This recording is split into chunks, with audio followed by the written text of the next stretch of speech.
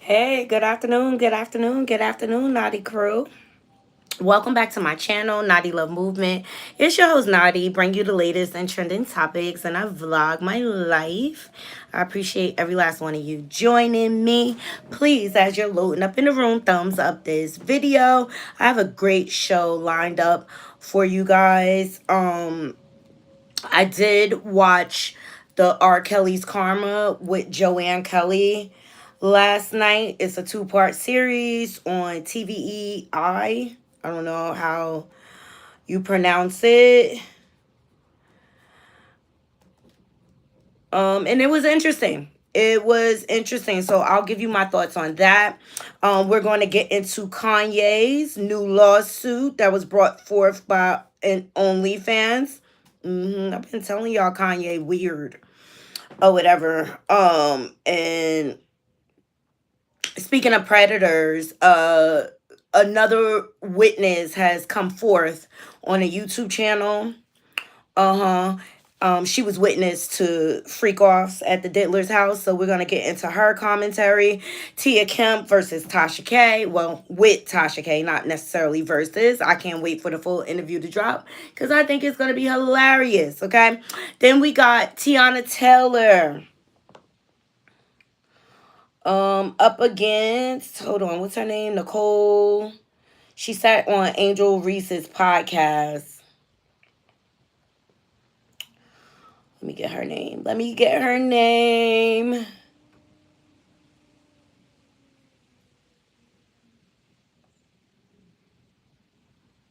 Kayla Nicole. That's her name. Okay. She made some commentary on Angel Reese's podcast, and Tiana Taylor was not happy with what she said because it was in reference to Iman Kemp. And I said, a hit dog will holla, baby. Okay. Then we're gonna get into Glorilla, her glow up. Okay, she doing the dang thing. So I'm loving it. I'm loving it. Please thumbs up this video. And if you're not subscribed, please subscribe. Share this video out. And follow me on all my socials. We're Naughty Love Movement everywhere. I hope everybody's having a beautiful Saturday. I know I am. I know I am. Yes, I'm just giving YouTube a chance to send out some notifications. And we'll get into the show.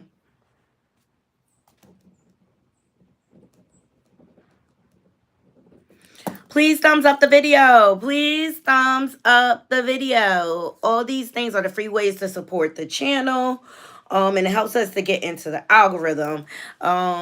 Thumbs up in the video, thumbs down in the video, super chat, super sticks are all welcome. Please donate to the channel because I did have to pay $5 to watch this R. Kelly Karma for y'all so I could bring y'all the tea. Okay, so donate to the channel. Support your girl. All donations are definitely appreciated. Child, Tia Kemp is spilling the beans on Tasha, okay? And people are clapping back. They are not happy. And if we have time, we'll get into some other commentary. Like T.I. talking about he quitting music. Child. Charleston White getting arrested. Child. Jim Jones with a word for all convicted felons in regards to voting. I would like to touch on that. So please, thumbs up the video. Thumbs up the video. Up first on the docket, I'm going to get into R. Kelly's Karma. You know, we're going to keep the whole theme. We'll start off with the predators and we'll end out with the good stuff, okay? Hope everybody's feeling okay. So R. Kelly's Karma, okay? Y'all already know on this channel how I feel about Drea Kelly.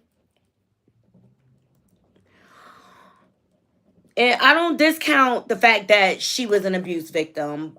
What I question is her decision making in the situation. Okay. Number one, we did not know about Drea Kelly until R. Kelly was going to trial for peeing on that 14-year-old. Okay, and Drea Kelly was in the tapes. She was in the tapes. Okay, she was granted immunity because she was married to the Kelly, and then after that, she divorced. Okay. So, the narrative she is spinning in this series, which shout out to Joanne Kelly for being very brave. She goes by another name. I can't, Abuku or something like that. Shout out to her for being brave enough to tell her story, okay?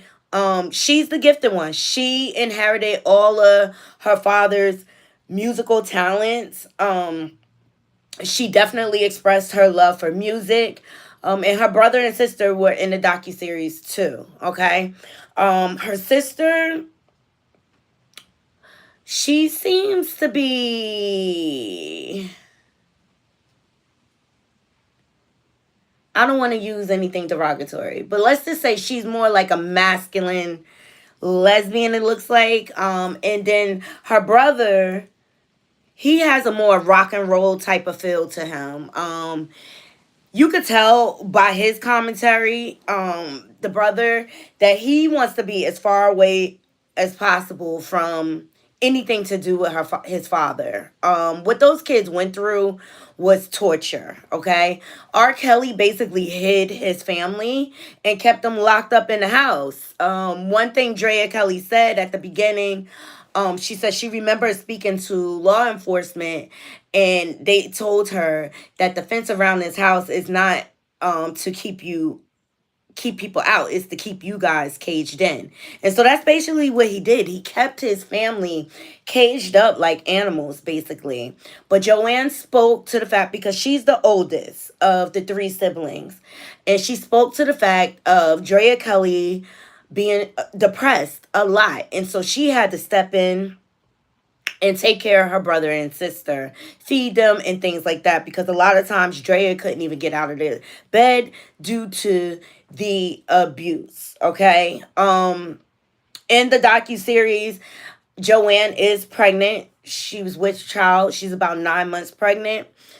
She revealed that before this pregnancy, she had suffered a miscarriage. And it was sad because the baby basically became a stillborn, and when she went to the doctor, she found out it wasn't no heartbeat. So then there's a procedure they do before they take the child out, and she had to walk around with the deceased child in her belly for like 2 weeks. So I was like, that is just awful. But you could tell she's a very traumatized young lady. You know, you could tell that she was broken from youth, okay? She described living with her father. She said in the beginning her dad was her world, you know. Um but he was rarely around. I gather because he was too busy with his escapades and his other women that he barely had time for the children like that. But in the beginning she said like they were very close, like she looked up to him and things like that. She definitely said that her father deserves, hey, Miss Kaiser. She definitely said her father definitely deserves to be where he is. Um, and they witnessed a lot. They witnessed Drea go through a lot of abuse. They really, really did. And some was spilled over to the kids. But R. Kelly was very, very controlling over them. He isolated them from any of Drea's family. They weren't allowed to see their family. They weren't allowed to have friends or anything. And then she also described like going to school and being attached to him. And here it is, your father's supposed to be a superstar, and people are saying like heinous things about your father. So they were bullied a lot in school, teased, and it's just sad because kids can be really, really cruel. All right. They describe R. Kelly as living with a monster. Okay. So Drea Kelly talks about the time when she decided to go. All right. So she said she packed up the kids. It was all planned and everything. She contacted her father. The same thing he did with the other girls, Azriel and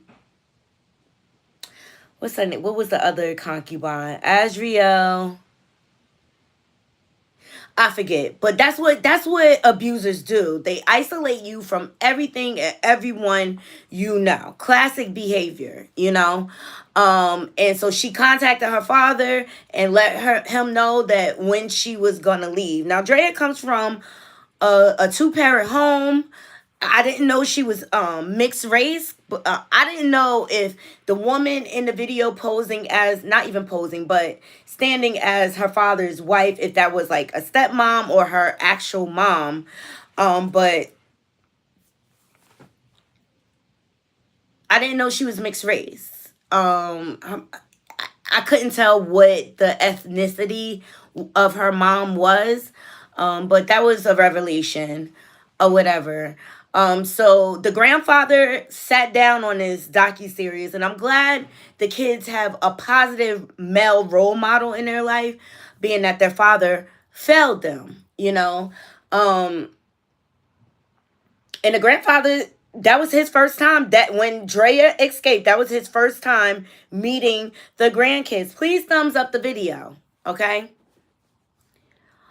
But also I want to touch on the fact that the pathology of R. Kelly. Number one, he was an abused little boy, not only within his family, but within his neighborhood. And no one ever got him help for that. He had an incestuous relationship with his mother, and then he was sleeping with his sister. It is believed like R. Kelly's sister has a child by her brother. Okay? R. Kelly has spoken to all the abuses, but he never had a male role model in his life, okay? Outside of his brothers, he never had an example. So he never had a good example of being a parent.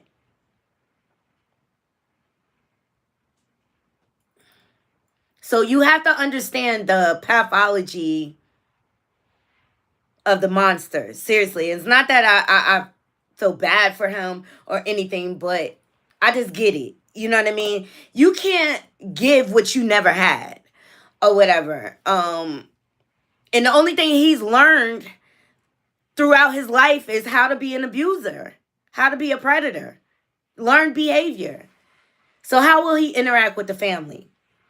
And I know his son spoke to this in the docuseries. He's like, how are you the world greatest superstar and no one knows you have a wife and kids?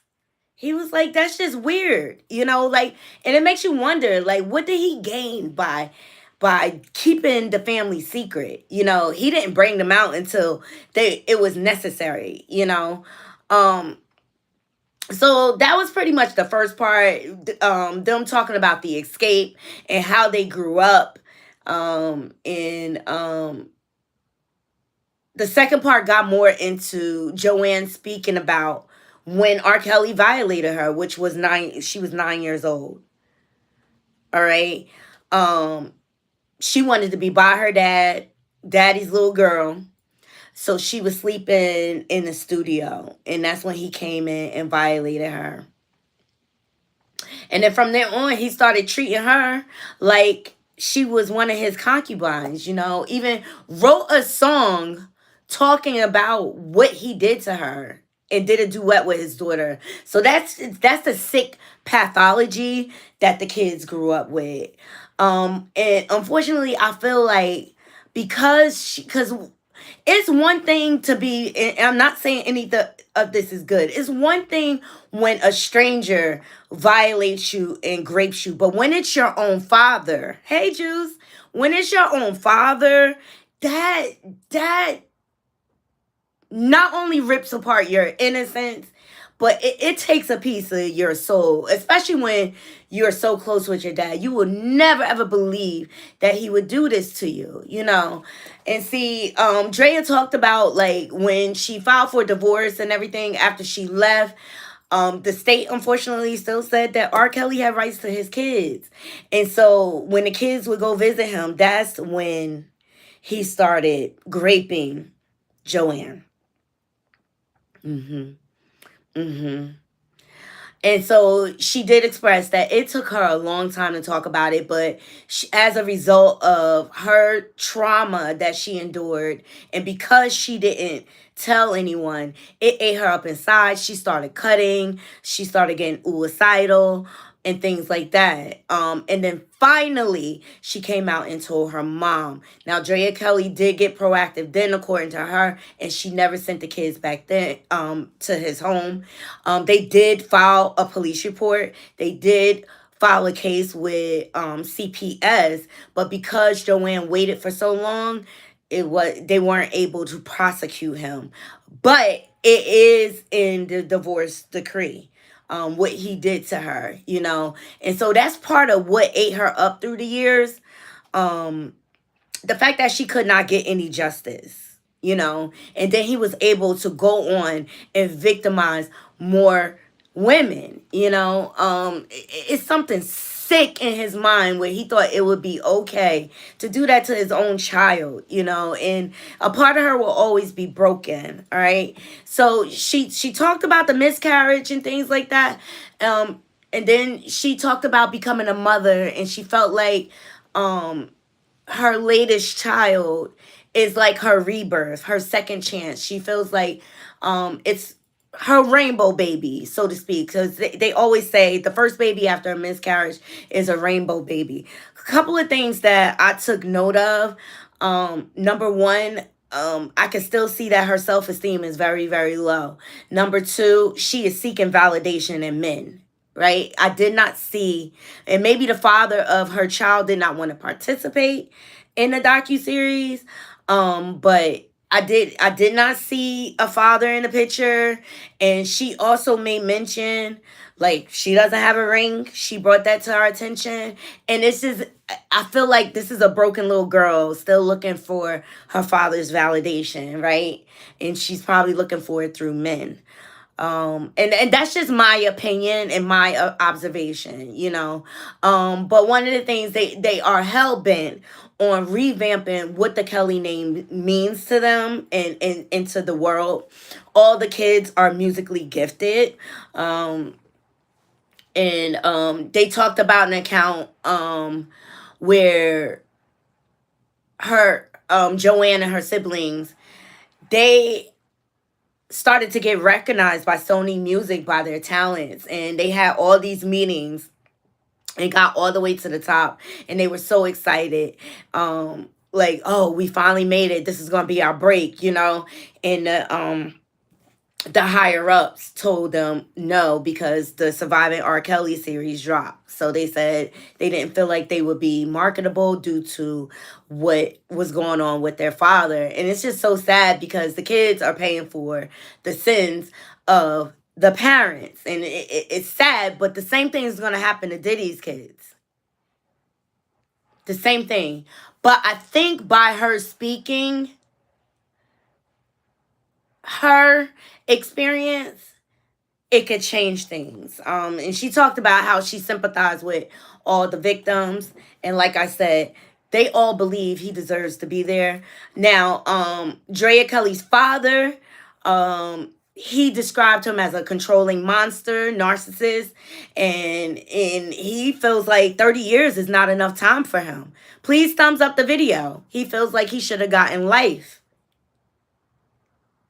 So if there's any doubt in your mind, because there's some R. Kelly sympathizers out there, if there's any doubt in your mind that he shouldn't be convicted, I hope his daughter's experience can help sway you. Because you have to be a real live monster to grape your kids. And when watching this, the whole time, I was thinking about Diddy's kids. If he'll cross the line with one kid, why wouldn't he cross the line with his own? I just really feel like there's a story to tell. But the grandfather said they are still healing. They are still rebuilding. And Joanne, she works a full-time job. And then she also helps her mom run her dance studio and things like that. And Drea Kelly once again said, oh, people are saying that I stayed for the money and all these millions of dollars. And she's broke. She's broke.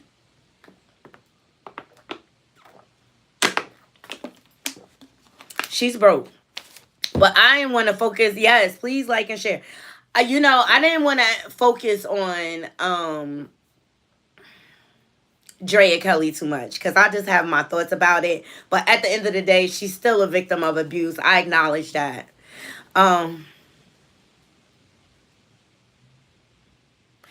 Right. But I do believe her daughter's story. I will not be participating in Drea Kelly's book at all. Hey, Smiling with Erin. Let me see who's up in here. Sorry, guys. Hey, cousin. Miss Kaiser, Juice. Hey, Tarshella. Hey, Marcus. R. Kelly ex-wife rather money than her kids having a father. Lies. And this is my thing. She knew who he was, the first kid. And you kept having kids and keeping them in that environment. Like, to me, she's a co-conspirator. Like, but the kids do not hold Drea's feet to the fire, from what we know. Hey, Lady Mahogany. Hey, Marcus. And so people question the timing. And number one, I told y'all, please donate to the channel. I had to pay $5. They put it behind a paywall and things like that. So people question the timing and say like, oh, they need money and things like that. Look, I'm taking it as this. Like, Joanne, it was time for her to tell her story. Yeah, the other daughter is trans. Right. And I'm glad you brought that up, Lady Mahogany. I don't think if something happened, I don't think she's ready to talk about it. And I felt bad for the son because he feels like he has to be the man of the family. Like, and the pressure he puts on himself, it's just so unhealthy. Like, live your life, Joanne ultimately had the baby during the series. She had a little boy, so cute, so precious. And maybe this is the joy that the family needed while they're going through the healing process. And I know the grandfather said, I was so happy to meet my great grandson because I didn't have that opportunity with my grandkids. Please thumbs up the video. He didn't have that opportunity to even meet the kids like when they were born or anything because R. Kelly isolated Drea from her whole family. And that's what, for the life of me, like, if he's isolating you and treating you, how did you think he was going to treat your kids any better? Like, I just don't get her pathology. And you could say, it's the cycle of abuse and things like that, but I just question Drea's motives a lot of the times, and I don't trust her. I don't trust her. Not 1 minute. Not as far as I can spit. I don't trust her. I don't trust her. But Joanne is determined to make it. She loves doing music and things like that. She's the gifted one. She's the gifted one.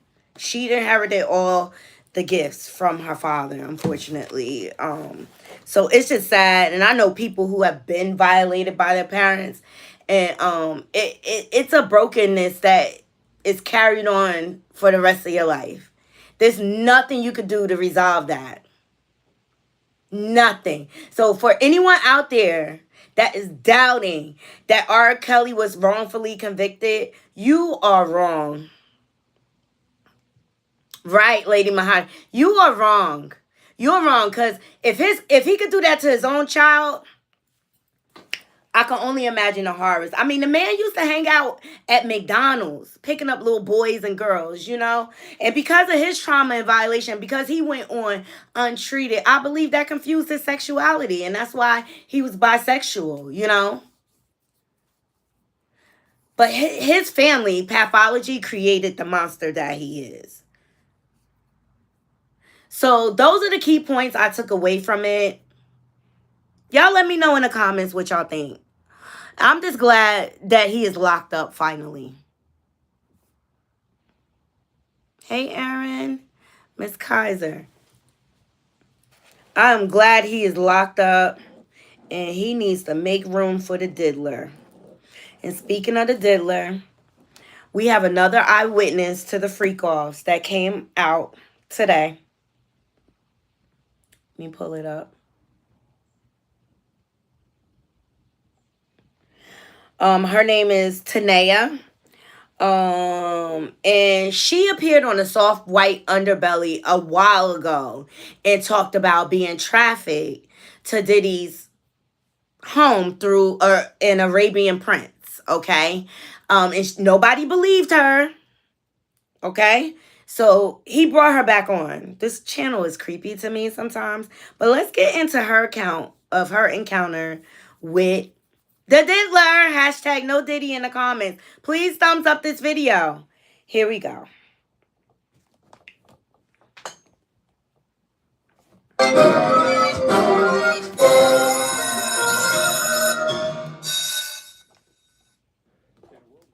Algorithms and financial incentives dictate the information we see. It's easy for important stories to slip through the cracks. This is harmful because it can heavily influence and divide public opinion. Much of what I do is self-identified. Because this predatory behavior is a theme. This is what goes on in the industry. So anybody thinking about getting into it, ciao. You better second guess. It's a world of evil. It's a world of evil, and they create a barter system. You give me actual favors, and I'll give you a deal, and that's exactly what it comes down to. On topics that are in the news, especially on key issues as we head into. 1 second, let me let him do his spill. But this young lady was very detailed, and I believe her. I believe her. Oops.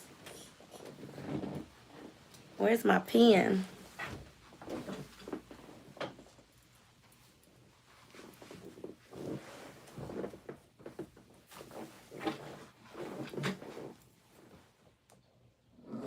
December of 22. Oh, yeah, about to be 20. December of 22, you were here. You did our first interview. You were just some girl that I met through a friend. Right. And you were doing this interview, and you mentioned something about... I accidentally mentioned it, too. Like, it slipped out. About P. Diddy. About P. Diddy. You went to one of his parties. Yeah. Crazy party. And, he's in the news now because of all the scandal. And they didn't believe me. But when it started, like, when it started coming out, people were like mentioning me like, you were telling the truth about it. And I'm like, duh, I'm not gonna lie about something like that. And I kind of like tried to briefly talk about it because I knew it wasn't gonna seem true because it was just. Marcus, thank you for following. I appreciate you and your opinion. And all opinions are appreciated here, okay? As long as you stay respectful, everyone's entitled to their opinion. I followed the trial too. Marcus says they didn't have any evidence, plus they found out the parents and the girls lied about their ages. Please ready transcripts if you really want the truth. Okay.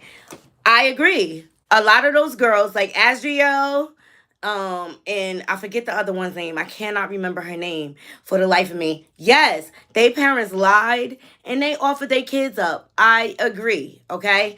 But what about the girl Rashonda from the trial that testified? Okay. Then you also have the girl that he originally peed on. She testified. And then you have the situation with Aaliyah. They brought up Aaliyah. And I always said this was Aaliyah's trial because she never got justice. Dame Dash, out his own mouth, says Aaliyah told him that R. Kelly raped her. Aaliyah was 15 when he married her.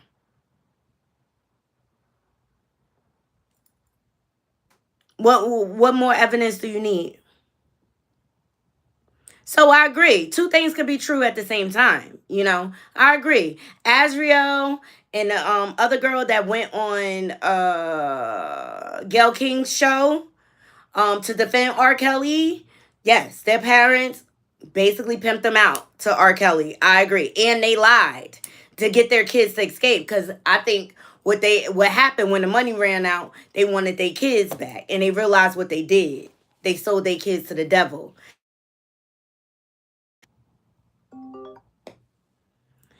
It's been out here forever what R. Kelly did, and the parents act like they were oblivious to it. Like we thought because he got off, it was it was facts out there saying that he married Aaliyah. Like, please. So I appreciate your opinion, but I respectfully disagree. All right, let's get back into Tanea. All right, talking about the diddler. Here we go. And let me make a point about this. So his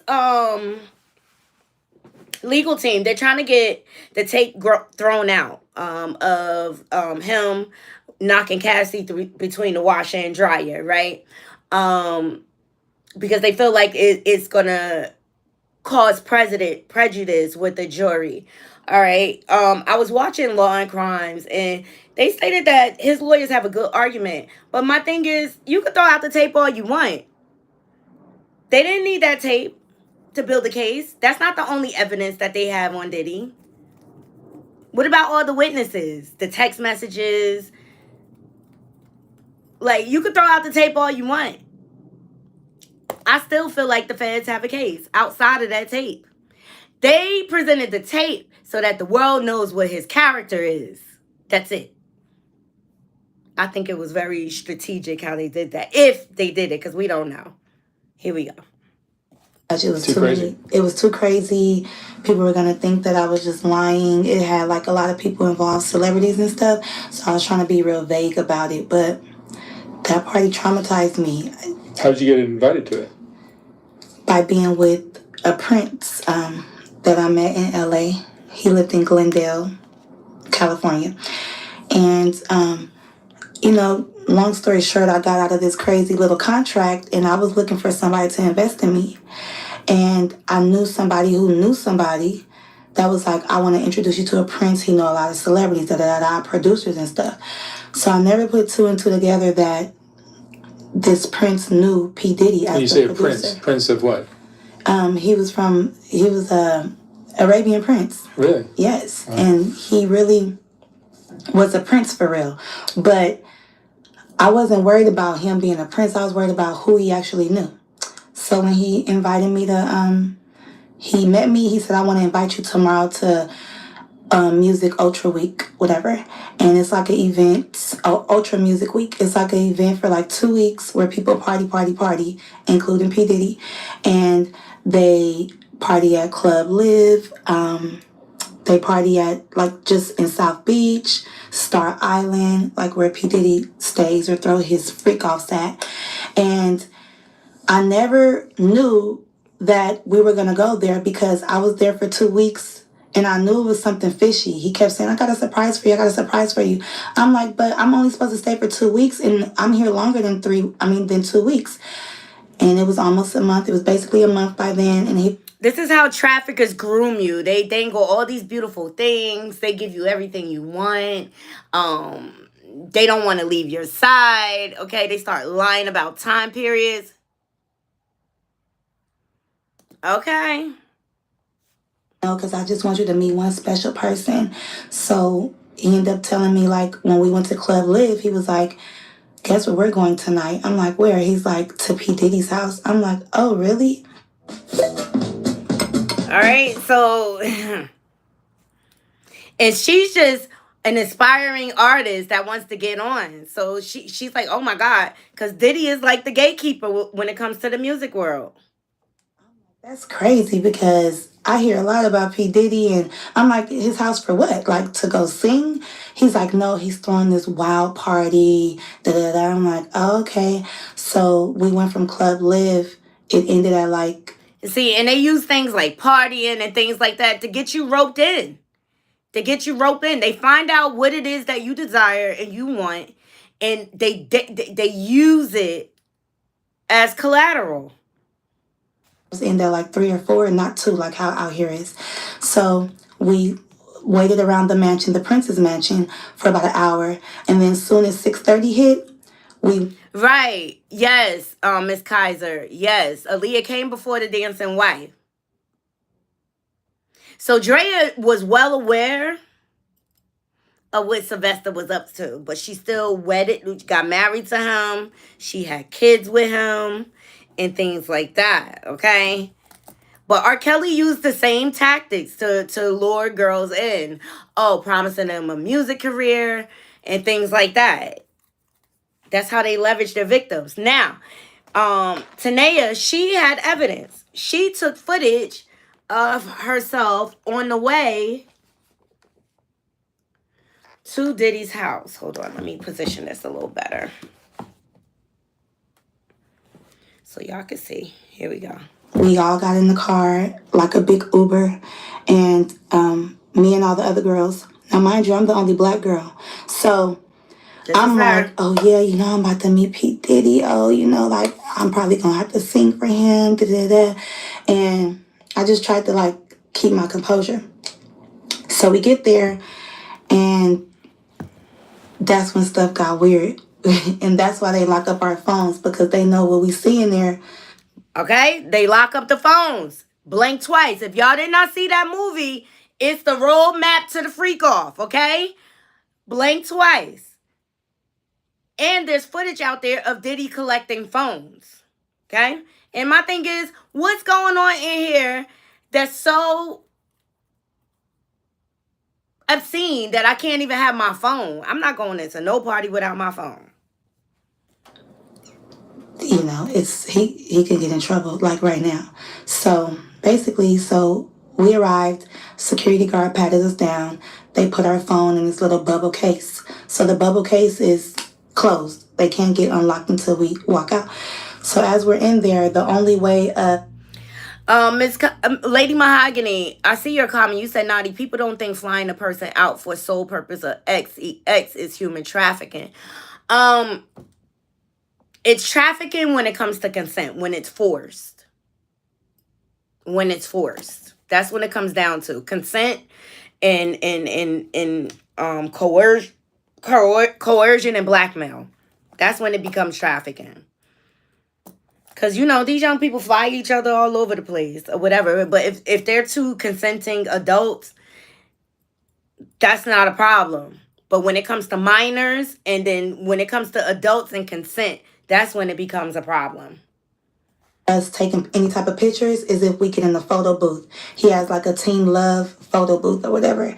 Take like 4 pictures. So I, got pictures. I still got everything in my Snap too, like of the photos, everything. That's all you could get. So I'm walking around or whatever. So one of his sons, I'm not going to tell you which one, but it was like recruiting like whoever they wanted. So she has actual evidence. She says she has everything loaded up on her Snapchat, but she's showing us actual footage of her driving to the house and things like that. And this is why I believe her.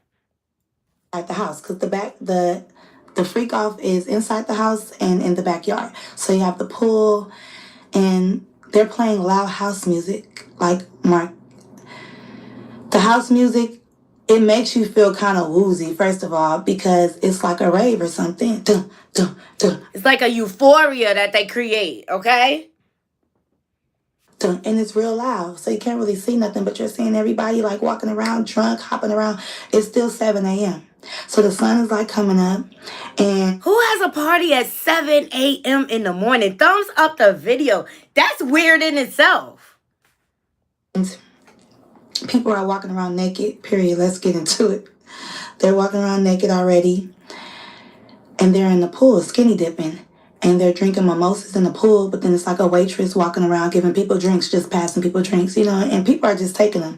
Me, I don't drink like that, but I'm like an occasional drinker. Like, I'll drink if we're partying or whatever, just for that occasion. So, because people are going to keep saying, drink, drink, drink. But I didn't take a drink yet. But I just had it in my hand. So one of the sons seen me walking. Mind you, I'm with other girls, but we split up. So I was walking with one girl. She's a Puerto Rican girl. So P. Diddy's son was like, you. And I'm like, me or her? And then he was like, no, you. Come here. So I went to him, and he gave me some shoes. So these shoes. So the sons are there. They're active participants in all of this. Okay? They're active participants. They're picking. Little Rod made reference to this in his lawsuit. He said that the sons will recruit girls for these parties. All right? Also, and I forget his name, but Rihanna's ex-publicist, he had recently worked on a project with Biggie Small's son, Christopher Jr. And he's good friends, or they basically are like family with King Combs and Christian. Well, King Combs and Justin. And he said they would sit around talking about the parties openly.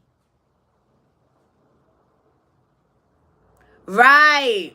That I feel like the Arabian Prince was grooming her. Like some terry cloth, like robe shoes, white shoes. And I'm like, what am I supposed to do with these? He was like, go in the house with these. He was like, everybody who gets these shoes, you get to go in the house. But I'm thinking you could just go in the house if you want to, but everybody can't go in the house. They're literally selectively picking who they want. So I'm like, well, what about my friend? Okay, R. Kelly, how he had his team handing out his number in the crowd when he's performing. They're selecting the girls. Okay? Same pattern. Not only you, I'm like, okay, cool. I'm holding the shoes. I'm walking around. I'm a good loyal friend. I'm not going to go inside a house where they say my friend can't go. So we just walking around mingling. But we tripping out, looking at everybody like... Classic abuser move, okay? They see she with her friend. What do? They try to divide you. So, because it's taking some security away from you, right? If you break up the friend circle or whatever. It's grooming. Everything's smoking and jumping around like hooligans. And so I seen P. Diddy or whatever, and I seen him with the Prince. I'm not going to say what he was doing, but something really... I get real nervous. Something real crazy, because I don't like to really expose people. I could talk about me, but when it's about, like, me, my family, because it's us. But when it's other people, bro, doing something real sexual, that's all I'm going to say. So that we can see and so that we can get turned on, okay? So he's doing something. So to me, they did it in front of them to see if they were down. They were testing him out to see if they'll act crazy or they were trying to get their reaction. He is horrible. And I'm like, girl, do you see him? She's like, yes. But mind you, we're screaming like, girl, do you see him? Oh my God. Because of the music. And I'm just like, whatever. Then he starts to act like really obnoxious, like, I'm the king of the world, jumping around, doing all this stuff. So I'm like, okay, that's regular P. Diddy shit. Okay, everybody know he loved to jump around, talk about he the king of the world, he the man, he get whatever he want. Classic P. Diddy behavior. How he walked up to me and was like, why are you not in the house? And I'm like, what do you mean? He like, how are you enjoying my house? So you see, he walked to her, why are you not in the house? It's like he's ordering her to go in the house now. Because she didn't go on the first command from the son. And then, you see how he switched it up? How are you enjoying my house? Child, diabolical maniac.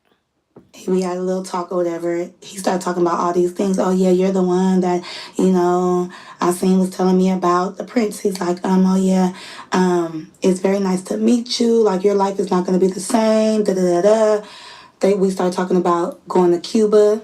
Are you going to Cuba with us? I'm Hey, like, Great what? T, boo. And that's the thing. I didn't really know about this. So this is when I start asking around or whatever. And I said that in the last interview. But to get to the point, I ended up going in the house because he was on me, like, go in that house. I'm like, okay. And then the person that he was dating at that time. Please thumbs up the video. We are getting into Tanea. She is describing the night at P. Diddy's freak off. It wasn't even at night. It was in the morning, really. She sat down on Soft White Underbelly a while ago and talked about a time when she was almost trafficked. And she touched on it briefly, and she didn't even mean to come out with it or whatever. So he brought her back to give a more detailed account. This is Tanea. We're not going to say her name, but we all know. She came and was like looking at him like, what are you doing? Because he was talking to me for too long. So she... Let me back it up. He was on me like, go in that house. I'm like, okay. And then the person that he was dating at that time, we're not going to say her name, but we all know. She came and was like looking at him like, what are you doing? Because he was talking to me for too long. So she came to like rub on his shoulders or whatever. And he just pushed her. And I'm looking like real uncomfortable, like, oh, I know what this is about. I don't want to be in the middle of there, whatever. So that's what made me go into the house. So just so you all know, let's just clarify. She's describing Diddy's girlfriend at the time. It was not Cassie. Because this is in like 2021, 2022. So I gather it's either Gina Ha or Daphne Joy, 50 Cent baby mother. Or it could be Miami. Who knows? Like, okay, let me just go in the house. So I told my friend, like, wait right here, girl. Let me just put on these shoes, see what this house is about. Please thumbs up the video. Another witness to the Diddler's freak-offs. Tanea. Mm-hmm. In there. I don't judge people because at the time I was just smoking weed. But you know when people are out of their mind and you know when people, you know what you don't want to be a part of. And it's just like I'm seeing stuff that you see on the movies. Unbelievable. That's what, like, just when you think something is really, really outrageous and obnoxious and unbelievable, now in this day and age, I believe it. Okay, please thumbs up the video. Please thumbs up the video. So she basically walked in and it looked like everybody was high out their brains. Please like, share, and subscribe. Thank you, Lady Mahogany. Thank you, Grape Tea. Please thumbs up the video. MBMB, those boys, young men are in danger of prosecution. They are his sons. They are. The music, and she said the music was really loud, like techno house music. They make it really loud to make you disoriented. That does something to the brain when you have loud music like that. Corner, this got going on. This corner, they over here doing this. This corner, they over there having sex. This corner, I'm just going to say, because I don't know what I can say because I'm not trying to be incriminating myself, but they were dressed up like little Harajuku Barbies. Like what? Little people, okay? We're not gonna say what type of little people, but like a fetish. Little people. So if you have any doubt, and that's why I feel like the feds, there's more charges coming. Because it's a whole different ball game when it comes to trafficking of young people. Now, we spoke about Allie Carter on this channel in which she described as children being party favors at these parties. Okay, she's trying to save face because if she witnessed that, they could possibly prosecute her. The feds probably already like sending her subpoenas and everything. And I'm looking like, what are they doing here? Like dressed up, little red lipstick, like they weren't supposed to be there. But I'm just looking like maybe it's some type of production going on. But why would they be at this party at 7 o'clock in the morning with grown people? Like, right. So she's describing children being there. Okay, please thumbs up this video. Okay, so you got Little Rod in his lawsuit mentioning children being at the parties. You got Dawn Richard mentioning children being at the party underage. Okay, you got Allie Carter describing she was an actual child. She was trafficked by CPS in these parties, roped down to tables. Grown people eating food off of their bodies and then turning around and graping them. Okay? And now you got Tanea. So you telling me you got 4 people and you don't think the feds got a case? why would they be here? So I just like, okay, whatever. Like, but then when I'm looking in this corner, this person laid out, and I'm looking like, what's going on? Then you know what? I'm gonna get into Kanye because he a creep too. He just like him. I never trusted him. Look how he parade his wife around. And you got the nerve to be hiring private investigators to see if the Kardashians are traffickers? Boy, bye. He's an active participant. At this point, not the crew, I wouldn't be surprised if Biggie Small's name come up in one of these lawsuits. That was the culture. And say what you want about Biggie. He was a great artist, but he was an abuser. He abused Lil' Kemp. He abused those women. That's the facts. like Instagram models or whatever. I'm like, oh, hey. So I'm kind of getting distracted, feeling like kind of comfortable. Like, she's here. Oh, my gosh, she's here. And then I see P. Diddy, walking through the house, like, with his eyes on me. Like, like, is this, you see, like, are you agreeing with this? And I don't. Now, mind you, I still got my friend out there. So I walked out of the house and I'm telling her, like, oh, my God, bitch. Like, this is, oh my God, she like for real? But I'm just like, I'm not even tripping. Like, oh, well, like, this nigga's weird, So I'm really looking at the situation like, I don't even want to be involved in this type of stuff because once I see something, I can't get it out of my mind. And I'm like a hypochondriac, like I keep on having flashbacks about it. So, whatever. So, of course, I come out.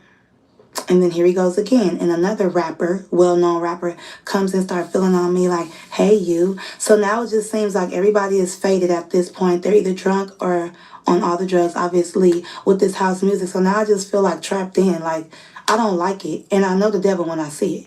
Because by me being so spiritual and tapped in, I know when something is not right.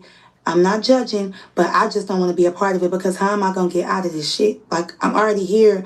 And then I heard conversations or whatever. And then P. Diddy was like, that's the one that I want. You see? They look at women like their property, not as human beings. Because they have all this money and power, they feel like they should be able to have what they want. They feel entitled. Sad. So now I feel like, they plotting on me like, did you bring me here on purpose? Like, is this the, producer you was talking about? And I came here specifically with the Prince to rub elbows with people, to network for the music week. But then I put two and two together like, the prince has been saying your life is never gonna be the same. You're gonna be happy. Somebody's expecting you, and I just feel like that was. So the prince basically, it just reminds me of like the movies like Taken and things like that. He basically put her in a catalog with all these other girls so that the diddler and all his people can pick her. Like it's crazy. And that I was gonna get sex trafficked or drugged or something like that, and then they kept trying to make me like. I've been around celebrities before. If a rapper wants you or somebody wants you, they're not going to do it. They're going to send somebody else to do it. So if a waitress is coming or another girl or a pretty girl or a guy, they'll sick somebody on you. Like, take this drink, do this, do that. And then you just feel eyes on you, like watching to see if you're going to do it, when you're going to do it. So I already know what time it was. And it's crazy because I had to leave that place. In my last interview, I told you I had to escape. I had to leave from the Prince because he was telling me we was leaving for Cuba the next day. Cuba with who? With P. Diddy or what? Like, this is all crazy. So to see all of this stuff come out, and I escaped by leaving. I had to call the police and everything. I had to leave with the Prince. That's another story. From the Prince, from that house. I didn't leave with the other girls. I had to get my phone unlocked, of course. But, like, I had to, like, catch a taxi, not even an Uber, a taxi to another location, and then I ended up going to the airport and I ended up leaving because I just felt bamboozled. First, I'm getting lied to about how long I'm supposed to stay there. Then you keep talking about I'm supposed to meet this producer, but we're not talking about nothing with music, but you're talking about going to Cuba. We didn't even do what we were supposed to do in Miami, or did we do what we were supposed to do in Miami at this freak off? But because I'm not cooperating with what I see, and I feel like that's what the Illuminati and stuff is about, like a secret society. Like, they want to see what you allow, what you cool with, and then next thing you know, boom, take that drink, you're drugged. Take that, you're out of it. Take that pill, because everybody was off something, but you had to be being in that environment like that. How many people were at this event? Like hundreds. Even when it was a certain amount outside, but in the house was really crowded. You know what I'm saying? And you would think that, like, it was more people in the house. And you walked around? Yeah, I walked around for about 5 minutes. I seen what I need to see. And I was like, no, ma'am. No, sir. Because it was like selling your soul at that house. And if you like that, it's nothing to you. But if you're not like that, you're going to feel uncomfortable. And then it's like, at first, I used to think P. Diddy was like, so he always talk about team love and all of this stuff. Like, he's all about, no, he all about sex, himself. And I know sex because I've dealt with men, Mark. So I know when somebody is trying to Finesse you. lead you on to stuff and sitting back acting like he just this macho man. And he is a charmer, though. That's one thing. Like, he will charm the fuck out of you. But Snake charmer. for me, that's so game tight. I'm like, Thumbs up this video. We getting into Tanea. She's giving her eyewitness account of the diddler's freak offs. And the sons were there. And yes, she said minors were there. what this is. And I'm ready to get to the music. Like, if that's the case, you should have been like, don't tell me you about to Hey, change my Curves. life and da-da-da. And, oh, have you been writing? Oh, that's another thing, too. He was like, have you been writing the songs that I seen been telling you to write? Because the Prince wanted me to write out all the songs I ever made in my life. I said, without the beat? He's like, yeah, just start writing songs. So you never know. They'll take my music, drug me, fuck me, do whatever, and just throw me away, basically. Or after you have something on me, when we do the music, you have that on me that this happened, and now I'm blackmailed or some shit like that. So touching all on me at that party, even the rapper who touched all on me, like, that rapper was cool. Like, I was liking that rapper. But when they were like, hey, you, and doing all that, what can I do? All I could do is just say, like, move his hand, like, oh, I'm fine, but, trying to, like, still be cool. But I'm like, why do everybody feel comfortable to just touch on you? Even P. Diddy, like, why I look up and you're right there? And then, like, in my face, like, are you, like, in my house? Like, like it's weird. Like looking at him, it's like when you're a kid and you're getting in trouble by your parent and you can't look them in their face, and it's like a demon. I'm telling you, like this dark spirit, like he possessing you as he's looking at you. That power, that control. So I'm like, I read The Art of Seduction, motherfucker. I know what you're doing, and you're trying to really seduce me right now. And oh, take a drink. Oh, do this, do that. Go in there. Like it's just not nothing. And I want to know why me go in the house and why not the girl. So now you're picking and choosing. So it's fishy to me. So when all this stuff started coming out, I was like, I knew I was right. I knew it. Like, it ain't no doubt about that. P. Diddy was doing all that. And like I said, I don't judge because I've been around people doing cocaine. But these hard drugs that they was doing and just, I ain't gonna lie, it was orgies and stuff going on. So all of this stuff going on, I'm like, why is people doing stuff all in the open? Like, that's just offending me and assaulting me, period. Because where am I at? I didn't sign up for this. And how can I really get out? So I had to like ease my way on out. You know, it's security, but they not caring about what happens as long as that phone is closed. Period.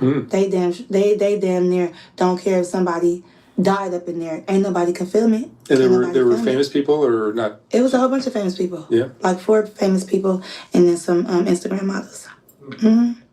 And the whole time he just was like trying to undress me with his eyes. And I was thinking like, this is really no cap. Because at that time, you know, I always been skinny.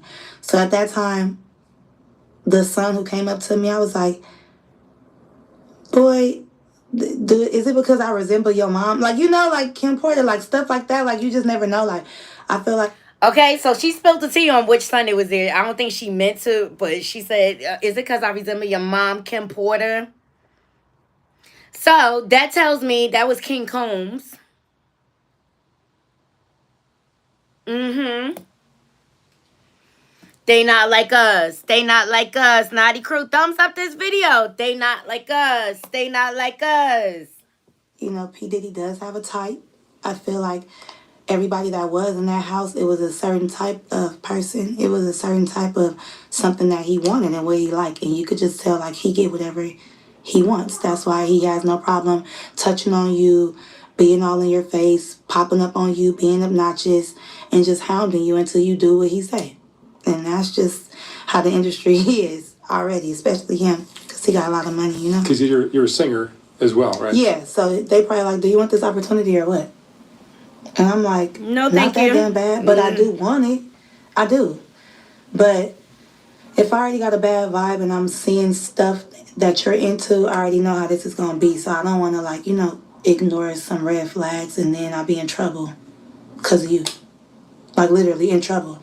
Like, we know his past, like, Shine, the rapper, you know, being in jail because of him. Like, don't think just because I'm from where I'm from, you could just do anything. And that's why I never really said nothing about it, because I just felt like, who am I? You know, he got money. Like, ain't nobody gonna believe me.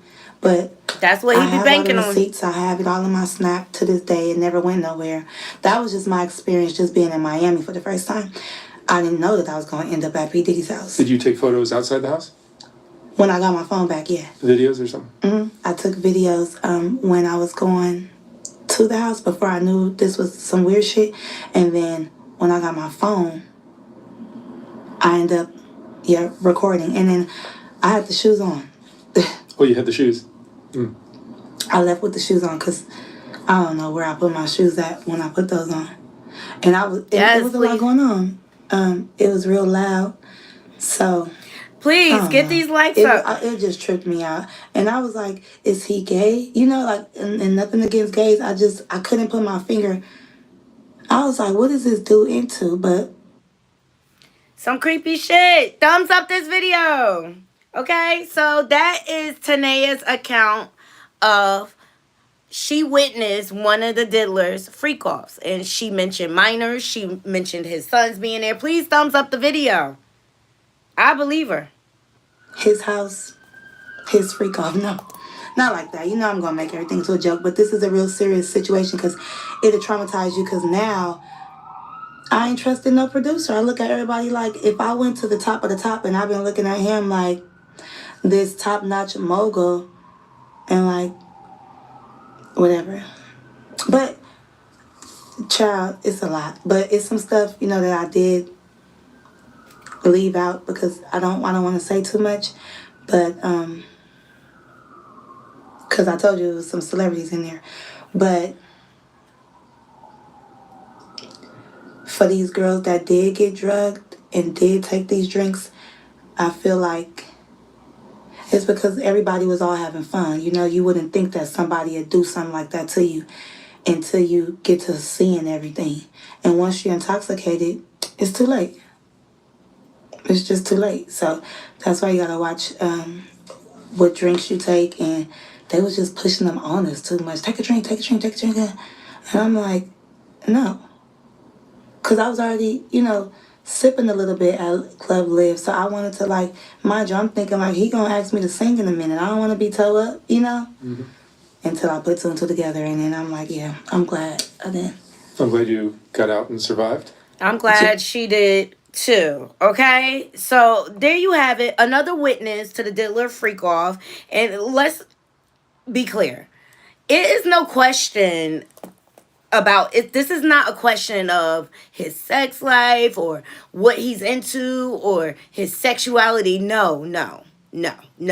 It's the trafficking of humans, okay, without their consent. That girl had no idea what she was getting into. The Arab prince was lying to her the whole time, telling her she had a surprise. You know what I mean? Making her go to 2-week long parties and things like that. And then using Diddy as like a tool to entice her and to keep her interested. So this is what he's on trial for. Let's be clear. This is what he's on trial for. Please thumbs up the video. It's not his freaky sex life. That's not what's questioned. Consenting adults are consenting adults. But when you're moving people around from state to state, from country to country, from sea to tiding sea, without people's permission, and then you're videotaping them without their permission, then you're blackmailing them with the videotapes without their permission, and then you're forcing them to get in other situations as a result of you having this tape over their head. That is human trafficking. That is human trafficking. So if you want to know, if you want to be clear about what he's on trial for, I just broke it down for you. Transporting people without their permission, it's not okay. And I suspect the next charges that are coming down the pike for the Diddler are the GUN charges. Notice they didn't include that. Also, the kid trafficking, okay, charges. I think that's coming. And also red rum charges. Ongoing investigation. So I'll keep my eyes on it, Knotty Crew. Let me know what y'all think in the comments. Let me see what y'all saying. Yeah, she did stick to the story. Lady Mahogany says she believe her. Yes, let's get these likes up. He does have a type, the Diddler. Does he really? I mean, I think he'll take whatever. Whoever's a willing participant. Yeah, Charlie Baltimore is very young. And like I said, I wouldn't be surprised if Biggie Smalls is named in one of these lawsuits soon. MBM said, people forget that nakedness has energy. Imagine a room filled with naked people doing the unthinkable. I know it's stinking there. Like, ugh.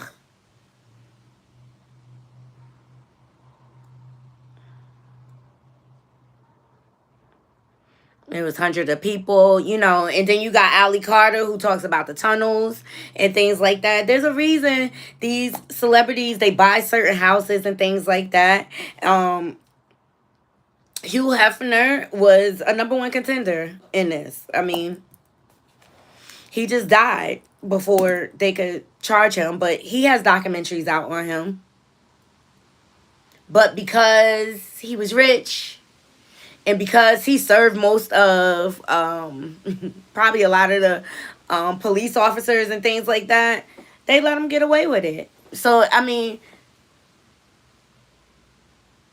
our justice system seems like it's a bartering system, where if you have enough money, you can pay for the police officers to look the other way and their silence on everything. And because of this, this is why these traffickers are able to operate for 30 years plus. You know what I mean? Because law enforcement helps them. And like I said, I really, really, really hope the feds bring up charges on whoever was involved, law enforcement wise. So speaking of predators, I've been telling y'all, Kanye, yay, whatever you want to call him, yay, Yeezy. He's been weird to me, and I do not feel like he's an exception to the rule. I feel like he's very disgusting the way he parades his wife around. And what I see in him is he was down until he wasn't. And he has some very vile ways about him too. Okay? And he's a narcissist. Bottom line, he know what he doing. So he has been hit with a new lawsuit by a OnlyFans model. Okay? Um Shout out to the Daily Mail. This is where I got my information from. Exclusive. Kanye West accused of drugging and raping ex-assistant Lauren Pescata at Diddy's party in bombshell lawsuit. Let's get into it. Please thumbs up this video.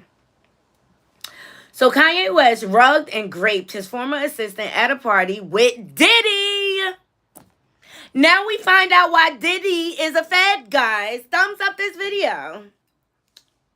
She claims in a horrifying new lawsuit against the disgraced rapper. Influencer and former OnlyFans star Lauren Pescata sued West in June for allegedly sexually harassing and stalking her while she worked for him in 2021 through 2022. Now a new 88-page updated lawsuit filed on Friday night and obtained by DailyMail.com makes dozens of new disturbing claims.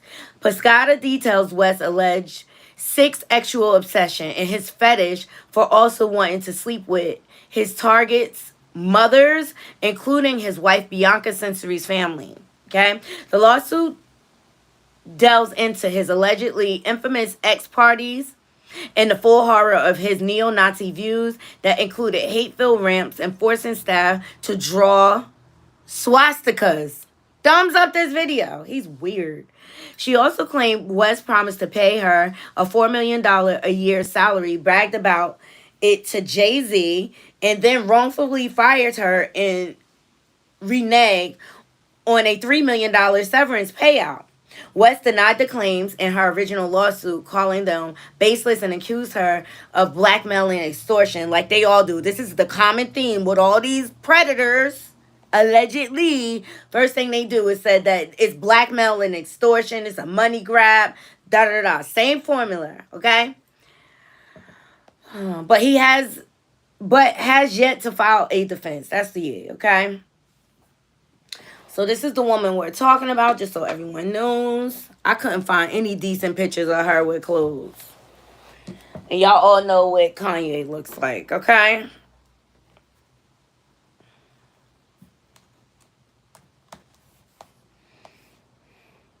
So, but her most serious claims was that years before she worked for him, he rugged and raped her, only allegedly confessing in his last weeks as her boss. I mean, did she file a police report? That's the first question that comes to mind. Pescata claimed she met West when he invited her client, a musician, to a studio session and party he co-hosted with his friend Sean Diddy Combs. West announced that everyone at the event at the Santa Monica studio had to drink if they wanted to stay, and she was handed a beverage by West himself. Pescata, after a few sips, suddenly started to feel disoriented and began to sip into an altered and highly impaired state, the lawsuit read. She felt less in control of her body and speech, and that is where her memories of the night escaped her, it claimed.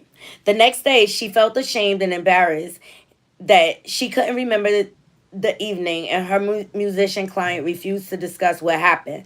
Pescata claimed she only learned years later why her client was too traumatized and disturbed to speak out that night.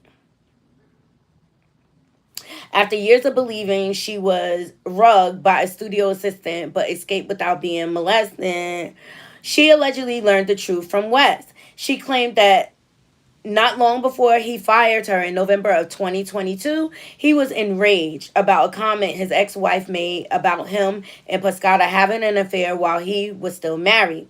The ex wife's name was withheld in a lawsuit, but trust me, Kim Kardashian, she don't need no clout right now. Keep her right where she is, declining. All right, so he was enraged about. Wait, sorry. The ex-wife's name was. So Pascata told West she wanted to send Kardashian a text to clear things up with her, as it appeared she was under the wrong impression about them. However, she claimed West told her she couldn't send a message denying they were ever intimate due to what happened at the Santa Monica party. Weston immediately proceeded to reminisce about the time he was referring to where he hooked up with Prescott after she had been rugged, the lawsuit claimed. Disgusting. Pascata claimed West had told Kardashian they hooked up but left out the true nature and severity of what he did to her. Had Kardashian been told the truth and known Pascata was in fact rugged and SA'd by Kanye West, she would never have made the comment, the lawsuit claimed. A shock, Prescott claimed she told West she had no memory of the night, and he laughed, saying women love to say that they don't remember, and then changed the subject. He's an asshole. He's a prick. He's a dirtbag. I'm sorry. I don't care what nobody say.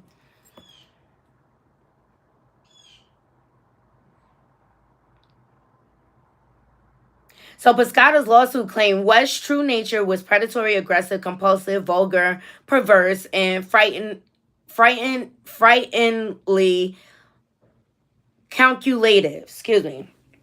It called him a primitive and a sadistic groomer who used his fame and position to feed his unstable sexual gratification and animalistic desires that have little boundaries. Child. The lawsuit claimed he often had sex with employees and a rotating list of guests in his Yeezy company's offices.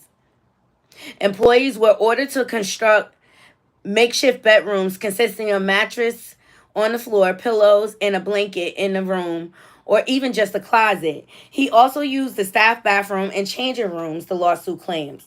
West had a kink for wanting to have sex with mothers of his actual targets as well as them, which he frequently talked about, the lawsuit claimed. He is so creepy. He allegedly sent Pascata a screenshot on September 28th of 2022 of a text conversation between him and Sensory about wanting to have sex with her mother. I want to F your mom before she leaves, he wrote, the lawsuit claimed. So according to filing, he asked Pascata, should I add, I want you to watch me F your mom. Ciao. Another time, he allegedly tested Pascata on September 13th of 2022 about an A-list fashion model he was determined to have sex with and requested she model for his sunglass campaign. So is young A-list fashion model better for me than different A-list fashion model? How do I tell her I need to F her mom bad? Another time, on June 14th of 2022, he allegedly texted her about an actual encounter with the model.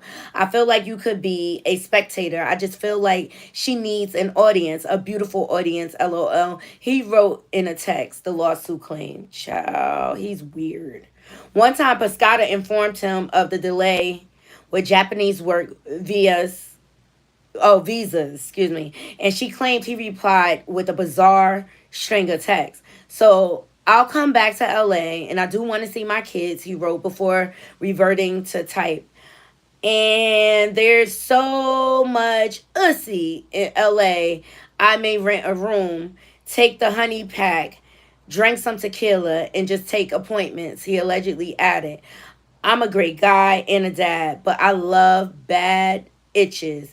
And I love to F the ish out of bad itches. and make them fall in love too. Wow.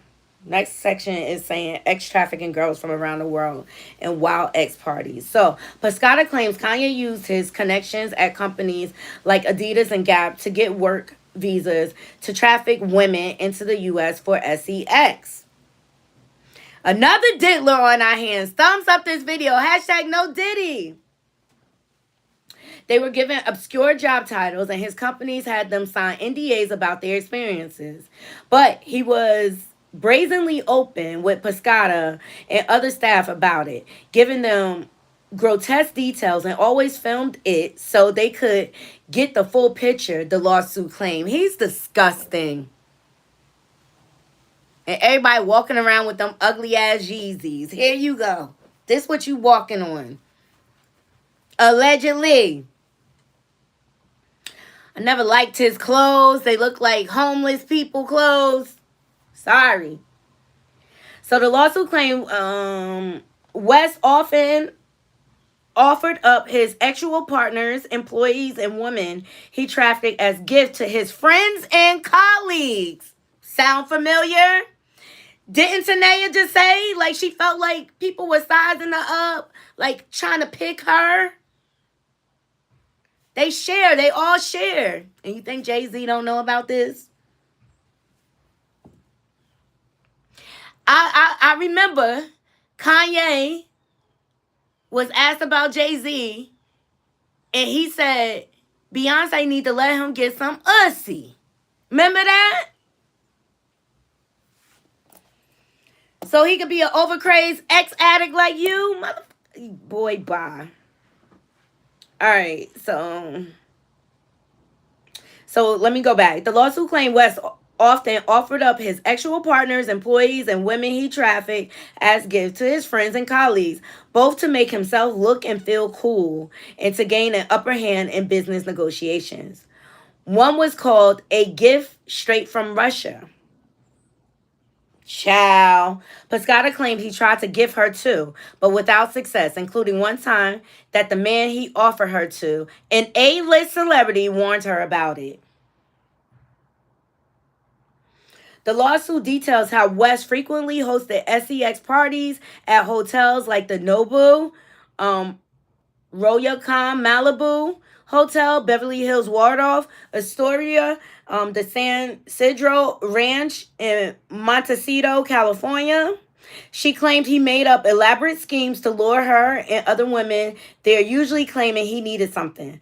Often it was sex honey, an actual enhancement product he allegedly took, and required Pescata to always have ample supply on hand. So he just sitting around. She claimed he once openly admitted his plan was for her to bring him some so he could involve her in one of the parties. He texted her, and yeah, I wanted you to bring honey and stay, but it didn't work, LOL. What you want for your B-Day, the lawsuit claimed.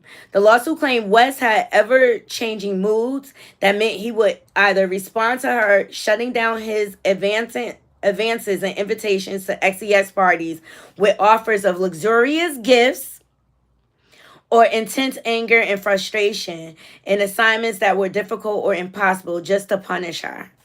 Ciao. These predators are out of control. West was an anti-Semitic bully. West's career infamously went into a free fall when he began spouting anti-Semitic hate speech and self-identified as a neo-Nazi. This began on October 8th of 2022 when he tweeted, I'm a bit sleepy tonight, but when I wake up, I'm going to go DEFCON 3 on Jewish people. He added, the funny thing, I actually can't be anti-Semitic because black people are actually Jew. Also, you guys have toyed with me and tried to blackball anyone who ever opposes your agenda. Pescata's lawsuit revealed what she claimed were the events leading up to this outburst and how it began his escalating bigotry towards Jews. West had demanded the biggest hotel suite in LA, but none of the places she knew he liked were available. Piscata called, she sounds like a Cassie. Piscata called their real estate advisor, who called in a favor to secure a last minute 5-star penthouse in West Hollywood.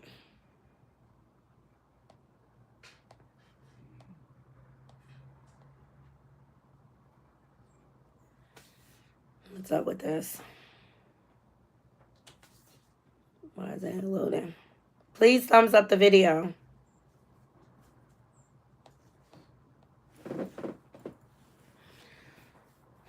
It's like the rest. Here it is.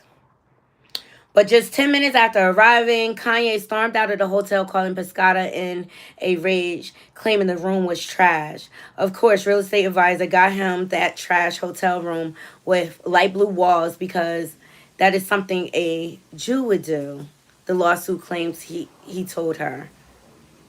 Weston called her again from the car to go on a vile anti-Jewish rant. The lawsuit claimed later that night he sent the infamous anti-Semitic tweet. Afterwards, he called Piscata and got her to read the tweet back to him because it turned him on. The lawsuit claimed he is weird and creepy, okay? West sent her numerous other anti-Semitic texts detailed in the lawsuit, many extremely violent and disturbing. The lawsuit claimed West's bigotry got even worse after he abruptly ended his partnership with Gap and left the shared office. He moved Yeezy into one upstairs from an American Apparel factory in South Central LA at the behest of a good friend, the company's founder. The lawsuit didn't name him, but explained he was forced to step down from his former company and was serially accused of sexual harassment and misconduct. They shared a passion for SEX and promptly set up Kanye's office, X bedrooms, and the lawsuit claims. As soon as the company moved in, West gathered all the stuff and gave a long-winded anti-Semitic, racially charged, threatening hate speech. He is weird. Okay, and he took heavy breaths and aggressively expressed his love and admiration for genius Adolf Hitler, the lawsuit claimed. Child, this is just like a lot. Please thumbs up the video. So Kanye West went on to announce his infatuation with Nazis and the Holocaust, as well as his utter hatred for very specific Jewish people, especially the Jewish people who were currently in power in the music industry, among many other things. He concluded his rant by declaring he was at war with the Jews. Immediately after this speech, he berated a young, newly hired graphic designer to draw a swastika, which he declined. But West insisted and bullied him, saying it was a test and if he was Jewish, the lawsuit claimed. Oh my God. The designer stood up to West and said he read about the Holocaust and couldn't accept the request. West allegedly demanded he draw it or he would be fired on the spot, and eventually the designer gave in as West stood over him and watched. West then instructed him to begin rendering a new Yeezy logo that he desired to be inspired by the incorporated Hitler and the swastika symbol, according to the lawsuit. He then moved on to passing around his phone to show everyone the most offensive, disgusting, and vile actual messages he sent to the editor-in-chief of the most famous fashion publication in the world. The lawsuit claims West often yelled "Hail Hitler" and performed Nazi salutes around the office. He regularly compared himself to Hitler and Nazi. The following alleges. He would ask employees and guests to reveal their practicing religion, and depending on their answer, they could be terminated or asked to leave for a specific amount of time. Child, see, and that's why you shouldn't cozy up to these celebrities and put them on a pedestal and idolize them. Because, like, once they use that, you being mesmerized by their celebrity, they use that against you. They use that to reel you in, and then they pounce on you with the ugliness. So if anyone voiced their true concerns or verbally disagreed with West in any way, they would risk being humiliated, immediately banned, and blacklisted. West spread hundreds of pieces of clothing across the floor of a large open space in the office and had clothing designers draw swastikas on them. The lawsuit claimed. He said his staff were his army and he was Hitler. Ciao. Now she's getting into his bipolar mood swings. So West was diagnosed as bipolar, according to sources close to his family, which contributed to his mood swings and bizarre behavior. But Scott's lawsuit detailed how occasionally, after one too many ex parties, he would very briefly take stock of his disgraceful and illegal behavior and lifestyle and spend some time thinking about his family and his children and want to repent in some way. What followed were his godlike phases. He demanded there be no cursing, no alcohol, no sex. All women around him be covered from head to toe so they wouldn't tempt him. Oh my God. So now he a Christian. They never lasted long, and his vices would return with a vengeance.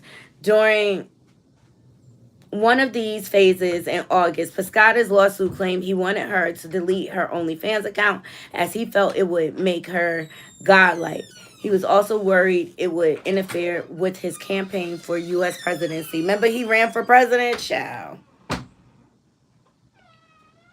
He then began to obsessively compare her to members of Donald Trump's staff and told her she needed to be more like them and told her to contact one of them to give her tips.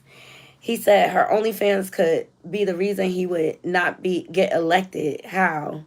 But he admitted another reason was that it was because it caused him too much temptation. So Pescata claims she deleted it after he promised her an extra million. This was in contrast to when he would often brag about her OnlyFans accounts to professional business meetings when she entered. There's nothing genius about him. He's a predator, just like the rest. All right, so Pescata claimed he said that she was not only the smartest and hottest assistant of all time, but also a millionaire and an OnlyFans superstar. She claimed her social media and tasteful OnlyFans earned her $1 million a year by themselves. Jesus. Thumbs up the video. Share it out. Promoted the chief of staff with $4 million salary. So central to the unfair dismissal part of Pescata's lawsuit and her claim with West promoted her to his chief of staff with a $4 million salary. Her lawsuit claimed this happened on September 13th of 2022 and was so pleased he shared the news with many associates, including his good friend Jay-Z. Ciao. He sent Pescata a screenshot of the exchange and the lawsuit claim. Checking in, pray all is well. I made Lauren Pescata chief of staff, and I would like for her for name withheld to meet with her because I know she would relate. He wrote to Jay-Z the lawsuit claim. Jay-Z replied, peace, all is well, wishing the same for you and yours. Yeah, thanks for the nod. That makes me smile. Congrats. All right. It looks like Jigga is just like, I don't want nothing to do with this. The same thing, Pescata claimed West. He sent her a text confirming her salary, and I'm giving you a $3 million raise. You are now my official chief of staff. However, even before this promotion, her salary came with a cost, both in workload and constant sexual harassment, she claimed. Well, if she was dressing like this around the office, and not to say that makes it okay, but it attracts a certain type of attention. And like I said, when I was looking through my thumbnail, I couldn't find not one picture of her like covered up. She was to be available 24/7 and had to request time off to do literally anything, including to sleep, shower, and go to the doctor and give him exhausting details about why. One time she asked to go to a Pilates class and why does she even gotta ask him? Like, that's weird. That's a weird dynamic. He was in a good mood, so he said yes, but with an allegedly disgusting text. He called Pescado his therapist and often had her sit in silence while he ranted for hours on end. West refused to carry a wallet, money, credit cards, or even ID, so she had to make sure everything was paid everywhere he went. Another time, West was so turned on by the leggings she once wore to work that he called them her super pants and got her to buy them for women he wanted to sleep with. Oh my God. Next part is dealing with constant sexual harassment.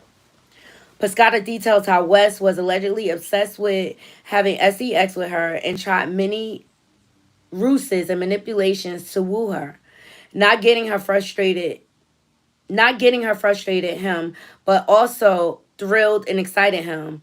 It became a game to him, she claimed. West, just like Tanea just described about Diddy, how he was all up in her face and everything, like same pattern.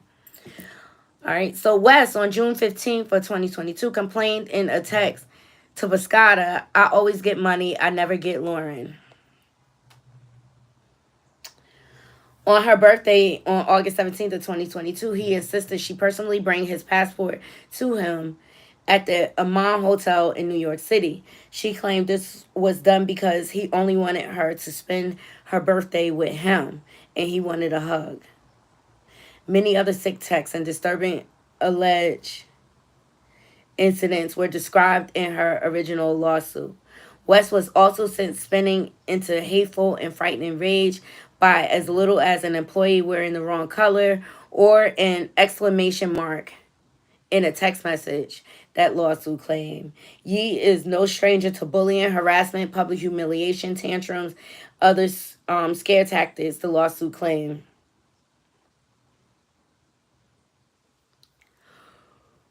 Wow.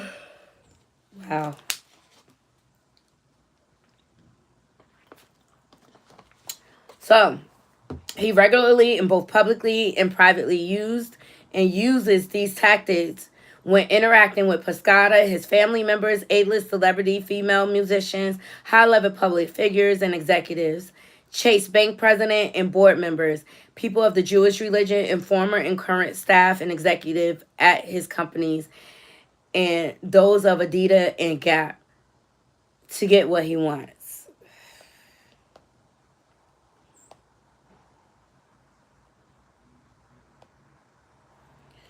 All right. Thank you, Saint Hudson.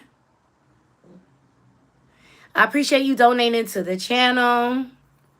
I've been telling y'all Kanye is weird to me. Just the way he paraded his wife around. Like, that's weird. Like she was a slave. He won't allow her to speak. Why? What are you doing that you don't want people to speak on you? You doing this type of weird boy shit, okay? Creating your own freak offs.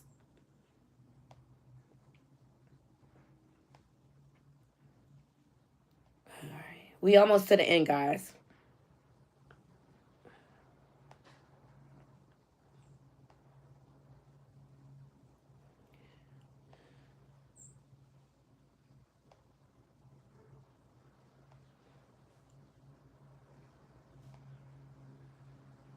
All right, so Pescata claimed A-list singers and rappers, along with Kanye's friends and executives, were so concerned by seeing his behavior towards her that they asked if she was okay or needed help. Oh, you mean there's a group that really cares? Mm-hmm. There were small windows where West wasn't being abusive or aggressive, trying to woo her, that he appeared to give genuine praise. Pescata used various examples as evidence that he valued her work enough to promote her to chief of staff with an enormous salary. She claimed West referred to her as the inspiration for Yeezy Season 1 in high-level business meetings.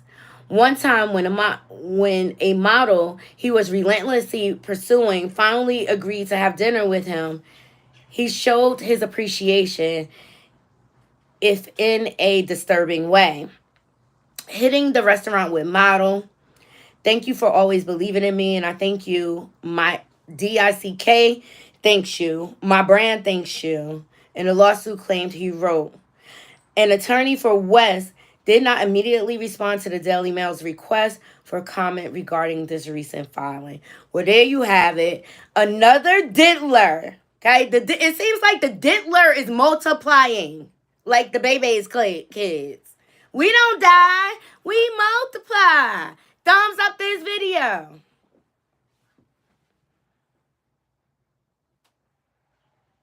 Let me know what y'all think. Let me see what y'all saying in the comments. But meantime, what is West doing? Fleeing the country. Yes, I hate a "Where's My Hug" ninja too. Like, I ain't entitled to hug you. Quincy Jones is a genius. Da Vinci is. Kanye West needs medication. Nobody in the industry thinks he's a genius. The public is just mesmerized by celebrity. He is a joke. He is, and he steals most of his music from. He samples from other music. Oh, St. Hudson said he doesn't write his own stuff. He produces using samples. He circumvents and stakes claims over real artists' work. Who's that sound like? The Diddler? Same formula. There's nothing genius about him. My goodness, sad and tragic. Corinne Stephan said that she was gifted to Puff. Yes, I saw that story. According to her book, she was a willing participant in the trafficking.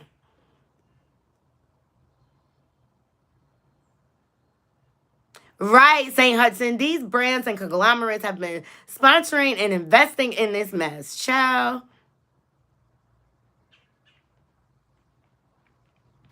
He admitted he sacrificed his mom, and that right there told me what kind of diabolical psychopath he was. But you want to call everybody out, Kanye, just like Jag wrong. You want to call everybody out on their shortcomings, but you not speaking on your own? Child, please.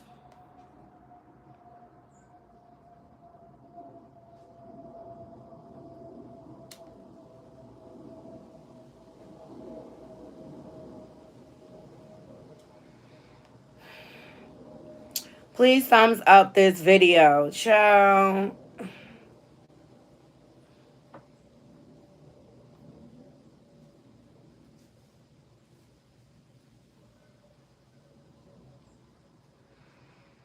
And he don't care how this going to affect his kids. They don't never care.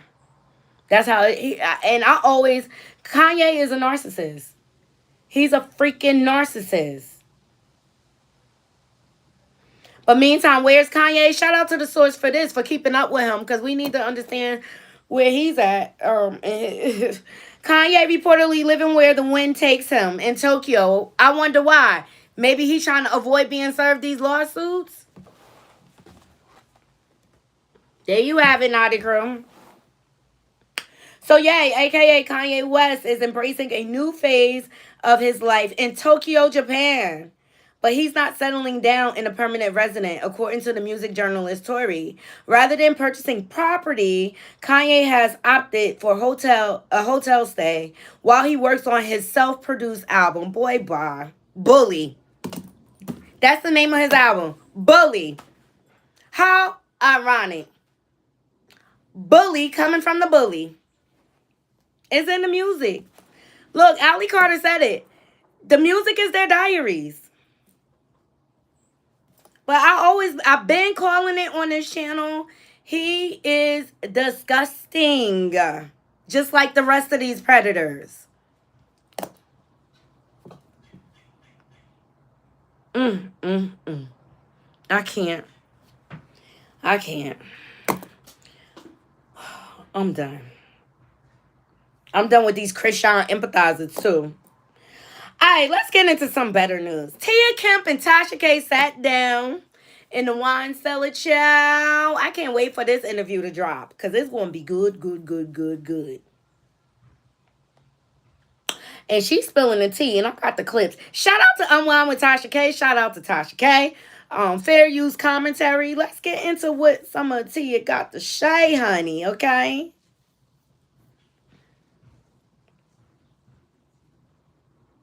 And then once you start accessing the things that you were never able to access, especially women, You know, it pushes your ego to a different level. So Rick Ross talking shit about Diddy. I should go to my DM. Ooh, I want my phone right now. Bring her phone. Bring her I'm phone. gonna go to my DMs because you know he blocked me, but I still. Yes, honey. Rick Ross was talking ish about the diddler. His ex-boyfriend. Because we know they all gave for the boule. Allegedly. Here we go. Keisha Kayor. Wait, hold on. She's all about Keisha Kayor. Hold on. Let me find the one because it's more on. Here we go. Rick Ross talking shit about Diddy. I should go to my DM. Ooh, I want my phone right now. Bring her phone. Shout out to Morning Jukebox. Because you know he blocked me, but I still could go to all this stuff. I screenshot it. Girl, how about he was saying, oh, I can't wait to lock that up. I'm gonna buy his shit. I'm gonna show you all the messages where he be talking about all his niggas. He said he can't wait till they lock Diddy up. Locked up so he could buy his house. That's real fucking two-faced. Girl, he talked about him. Bring her phone. He talked about all the receipts. Yeah. She got two phones. Look. Okay. You see what month it was, so you already know we were. Now, why you looking so Rick Oh, she got the Ross receipts, honey. Okay. Slippery soap. Yo, I actually washed the car because I'm supporting my brother. I'm not just buying slippery soap. I'm actually using it myself. So, oh my God. Just stay tuned to see Diddy and Rose wash the car. You never know. Diddy got on Carisha roof of the truck. He made it happen. I'm proud of you. Only for slippery soap. That's right. Let's go. Child. They all gave for the boule, okay? Ooh, I can't wait for this interview. She also got into Keisha Kayor, Gucci Mane's wife, okay? Keisha Kayor. I seen it with my own eyes when she was wearing that blue lipstick and mohawk and all that. When she came over there when Gucci was in jail, and she came to pick him up from the house. She came to pick up Of course. She probably was sleeping with him for the money. You know she got a history of setting dudes up and robbing them.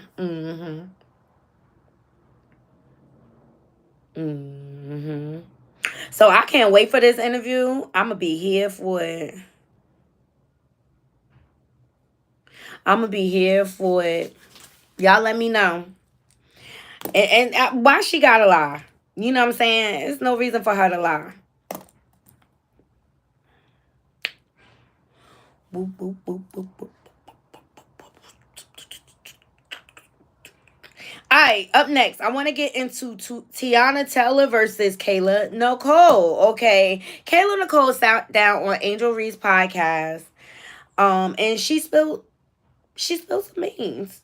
She was a little shady. Okay, and Tiana Taylor, she clapped back. Please thumbs up the video. Let me see. Let me get to. We weren't in the relationship, but this is probably one of my favorite crazy Kayla stories because I don't have that many. But I'm a Scorpio and I have that crazy in me though. You know what I mean? Like it's back there. So I was dating a guy. Okay. I was dating a guy and he dumped me through a text message. And he dumped me for this singer / actress who was famous at the time. Dumped me for her. Lied about it for months, then popped out with her, and it became like this public thing, and it was like, oh my God, we love them. Another like celebrity iconic relationship. And of course, little old me, I'm devastated, I'm heartbroken. I just moved to New York to like be with this person and move in with them. It was a whole thing. It's not what y'all think. Yes, you guys will not be able to figure this out. Or maybe they will, who cares, it doesn't matter. So he breaks up with me, dumps me, moves on, and for Halloween that year, I dressed up as her. I dressed up as that lady for Halloween, and not only did I... pictures out?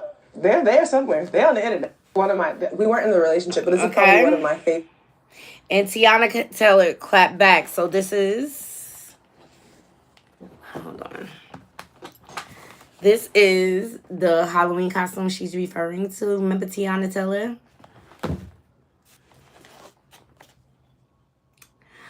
Yes, yeah. Okay, so TT didn't like this. She ain't like, and I'm just like, you divorced from him, so why does it matter?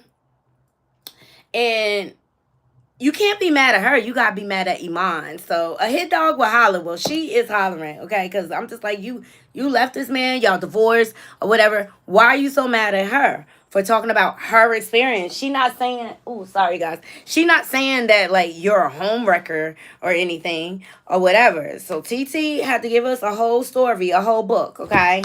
She took to Twitter. Shout out to Jasmine Brown for this. She said, it's really crazy that everyone is allowed to bother me and be distasteful. Everybody gets to play while I move with grace, always. But now I want to have a little Sagittarius fun too. And it's a problem. F the Iman part. I'm divorced and happily. So, however, her choice of words were very distasteful and all uncalled for. She knew exactly what she was doing. That lady said she was famous at the time. Also said, I don't care who sees it. It was very distasteful and uncalled for. Most importantly, she knew people would dig. So automatically my name is attached to the nonsense. At that point, she didn't need to at me. That was clearly a quick search. My name was trending without an at before even saying a word. That's how I seen it. LOL. On top of the fact that the math wasn't mathing, the facts weren't facting. However, the level of cringing factor was. LOL. I'm finding out just. Sorry, y'all. Is there a bigger version of this?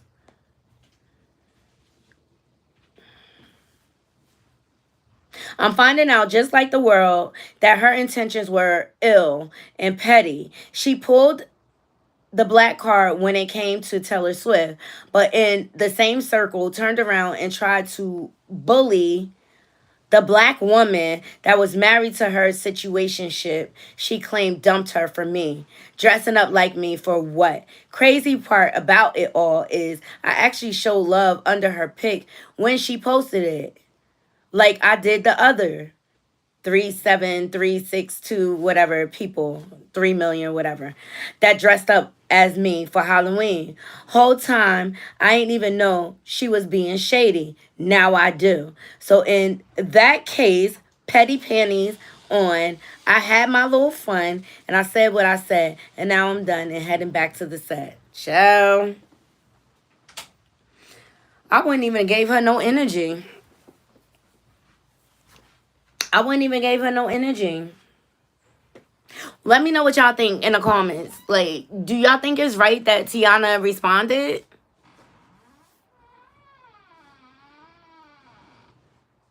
Or do you think it's right that she responded because the old girl was trying to be petty? So she was looking for the sauce. Hold on, y'all.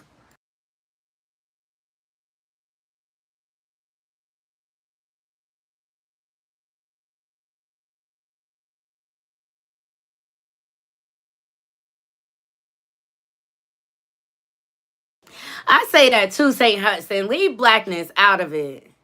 I wouldn't have responded. I wouldn't have gave her no energy. There we go. He broke up with her. And then got with Tiana. So it's not like he cheated. From what I gather. It's not like it was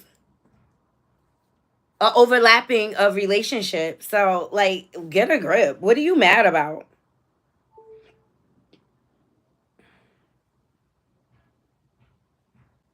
Why are you still in your feelings? I don't know. It's weird. It's weird. And I just really feel like if it's no truth to it, don't give it no energy.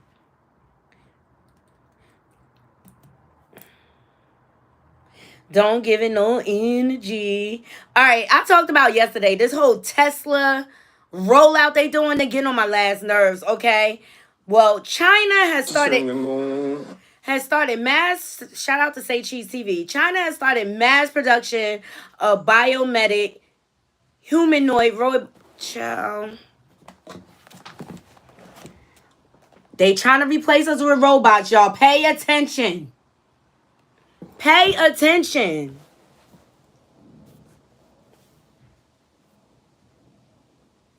I'm trying to know.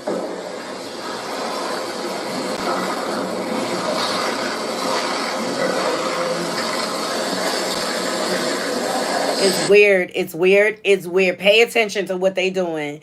Elon Musk is not for us. Anybody that look weird and pale like him, I think he a robot. I don't even think he human. I said what I said. I said what I said. Let me see what else I want to get into.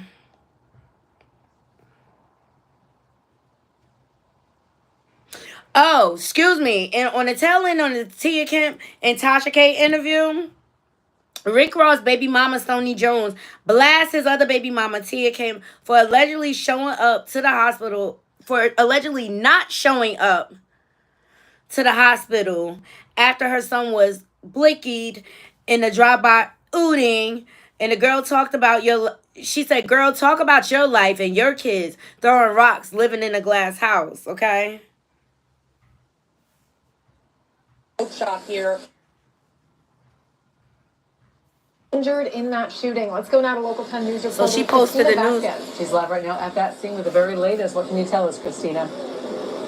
At this hour, Miami police are saying their preliminary information is that a delivery driver in his 60s actually caught in the crosshairs of a drive-by shooting. So all of this unfolding this morning, where I'm joining you live outside of the USAVE. All right, so she calling her out. So she must have talked about her in a Tasha K interview. Then she also posted, she said, you know, it's really psychotic that this delusional lady, Tia, can have so much to say about me, my children, my mother, my baby daddy. And here it is, her own son is blickied in a drive-by ooting, and she says nothing about it.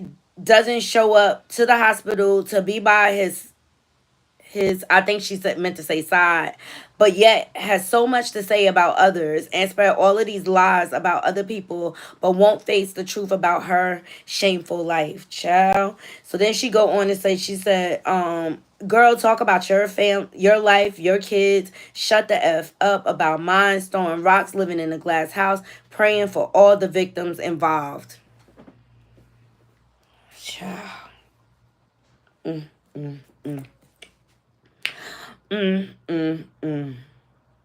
Now, Jim Jones has a couple of messages, especially since we've been talking about these Teslas and stuff. But most of all, I love the message he put out about voting, okay? Shout out to Jimmy. Here we go. Jones back with an important piece of knowledge for my people. I know so many people that have been locked up, both family members and friends and just people around me. And I do believe most of these people that have been locked up probably think that once they've been locked up or have a felony, they're not eligible to vote anymore. And I'm here to tell you that that is not true. And I'm going to break it down for you. There's 4 states that's starting off where if you have been locked up, you can go vote once you pay your debt to society. Michigan, Pennsylvania, Wisconsin, and New Jersey. If you're in Michigan, you get home, you finish your parole, probation, and you ain't got no more paperwork, you can go register to vote. Same thing with Pennsylvania. You come home, finish probation, parole, or whatever it is your stipulation is, you got no more paperwork on you, then you can go register to vote. But you have to do that by October 21st if you're in Pennsylvania. Now, for Wisconsin, pretty much the same, man. Once you come home, you finish your parole, probation, paperwork, you are eligible to vote. But you have to do that by October 16th to register. If you're in New Jersey, it's a little bit sweeter. Once you come home, you don't even have to finish probation. You heard? You can go there and get your vote on. That's it, you heard? Come home, go there and get your vote on. New Jersey, that's hometown, so I'm trying to put you all in the game. Let's get the right people in office. We have the power, and I'm showing how we empower ourselves by the knowledge that we don't have. And this is knowledge that I'm just giving you, you heard? So let's get on point. Let's get the right people in office, you heard? I love it, Jimmy. I appreciate you, okay? I appreciate you. He also got another message about them ugly Tesla trucks they got on the streets now. They are ugly vehicles. I don't care what nobody say. I would not invest in this. Here's Jimmy. He copped him one. I'm like, oh God. I got one too. I'm gonna take you to the back so you don't think that's a scratch off sticker. All I'm saying is, I got one too. What that say? Yeah, read Vamp Life, the real Vamp Life. There's only one Vamp Life, you heard? Now, back to what I'm saying. I've been watching a lot of you trappers and you hustlers and you niggas that's running around doing God knows what. And you all got this. You heard? But this shit got 24-hour surveillance. You heard? Inside and outside the vehicle. You busting moves in this shit, I wouldn't do it if I was you, you heard? Somebody got control of this shit, you heard? You think the footage is yours? I beg to differ. Badass the diddler, okay? Alright? I don't want to ride in a vehicle that has 24 hours surveillance on me. I'm sorry. I just think that's weird. I'm old school. That's why I be refusing to upgrade. I don't want all that people tracking me and stuff like that. And last but not least, let's get into Glorilla. Her glow up is real, y'all, and I'm loving it. So Glorilla's Glorious is currently the highest charting album by female artists on US Apple Music. New peak of #2. So shout out to her because I like her and she's doing big things.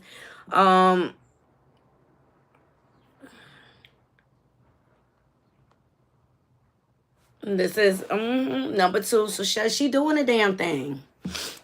I'm loving it. I'm loving it. And I like the flow she brings out.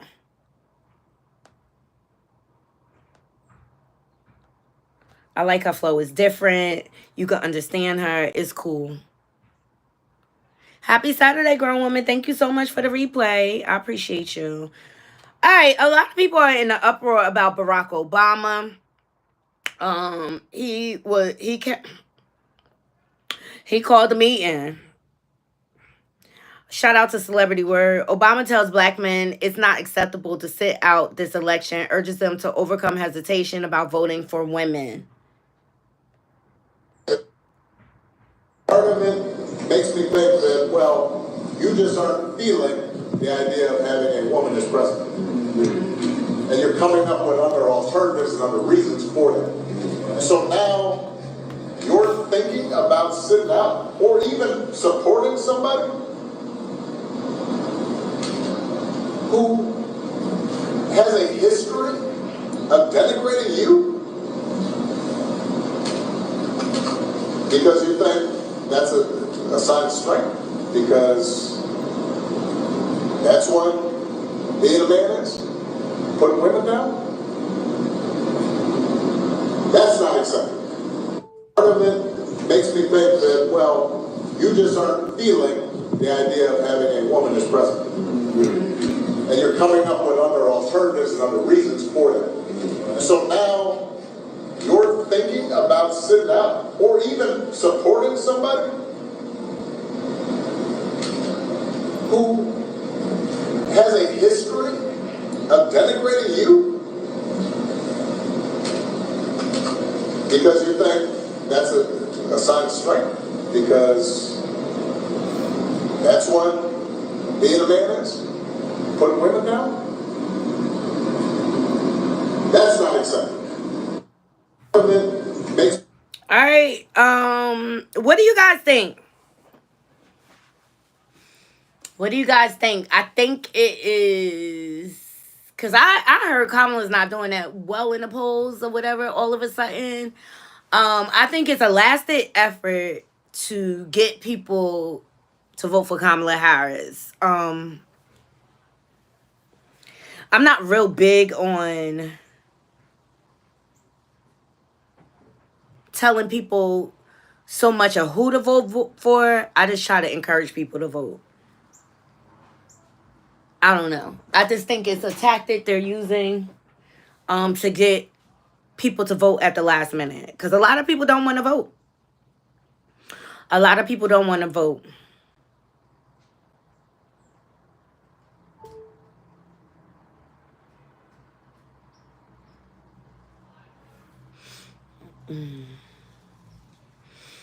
All right. So it looks like, shout out to the neighborhood talks. Charleston White arrested for aggravated assault with a deadly weapon and animal cruelty. Child, this man always saying something. Child, they got Charleston White crazy. tell self in the slammer in Texas. What are your thoughts? So it looks like, yeah, he was charged cruelty, non-livestock animal, and aggravated assault with a deadly weapon.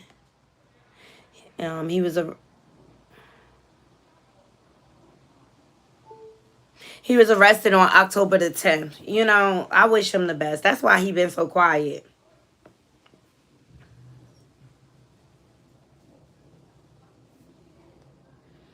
That's why he been so quiet. And it looks like T.I. says he's done performing after this year because he doesn't need the money, and I don't want people to pay me to hop around and sweat for their entertainment anymore. Whatever, T.I. Look, exit expeditiously to the left, okay? So what are your thoughts? T.I. says after this year, he's hanging it up, his performance shoes, and retiring. I mean, he's old as shit. While talking with fellow Atlanta rap legend Young Dro on 96.1 The Beat, T.I. says after he performs at the station's annual Jingle Ball Festival, he's officially done with it because he doesn't need the money. It's no more money in music because we found out y'all all predators and devils. Anyway, I don't care that deep. I don't care that deep. And Jess Hilarious decided to give her spill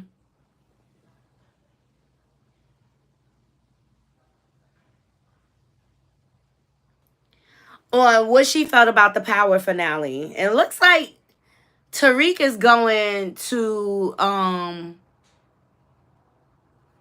the one with Tommy in it. The Power what is it? Enforcer or something like that. Let's hear what Jess Hilarious has to say. Say nothing. I'ma say something. Curtis and Courtney. Why y'all rushed that last episode of Power like that?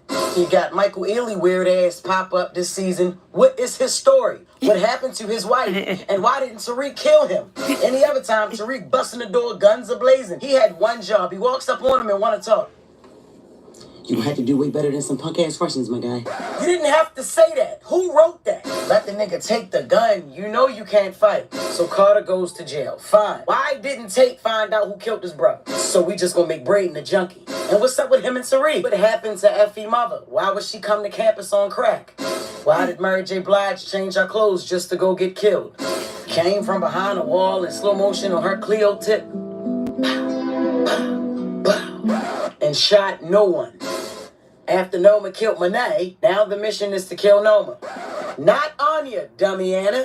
One thing we can do is to count on Diana to do some dumb shit. Like when she killed the cop that killed her baby and then went upstairs and watched his son. What the fuck? Made him a sandwich, read him a story. Why would you do that? Drew and Diana want revenge for their mother's death. Like they just wasn't trying to kill her last Thursday. Kane killed Noma and got shot by the cops 3 times and got away. Woke up the next day like nothing happened. He on his way to go dance for Yolanda Adams. What the fuck happened? Man. It's true though. It was a lot of open-ended situations. Hey, Durag. It was a lot of open-ended situations with Power this season. Okay. Fun facts for today about the French owning Africa. Check this out. True, most of France's financial. Shout out to I Am Coach Leon. France's financial wealth right now is still built on $500 billion a year. Wow. From Africa. From Africa. Wow. 500. That's a lot of And money. is it true that the deals are such that an African nation that has this deal with France cannot do business around the world with their natural resources without the first right of refusal with France? First right of refusal is in And they can France, still yeah. tell them no. Mm-hmm. They can still tell them no. So if they've dug gold, coffee, cocoa, whatever, they go to France like, hey, you guys want this? And they say, nah. And they say, okay, we're going to sell it over here. France can still say, nah, you can't do that. So insane. And all those nations still run on the French franc, which is also hilarious because even France has goes the on the euro. Exactly. So wait, they buy money from France with their own natural resources. Yeah, and if they don't that's comply, not even worth anything in France. Yep, and if they don't comply, the faucet's turned off. Africa is still enslaved, people. The Africans don't even own Africa. The French do. Child, how you get to tell me no, I can't trade my goods that come from my land? Fun fact for today. I just thought I'd let y'all know. I'm about to go ahead and get out of here, because I got stuff to do and girl is hungry. I appreciate every last one of y'all joining me. Let's leave it in the comments. Let me know what y'all think about R. Kelly's comment. I want everybody's opinion on it. I just felt like Drea was putting on, but you know, I feel bad for his daughter, Joanne Kelly, and what she had to endure from her monster of a father, and I wish her mother had enough sense.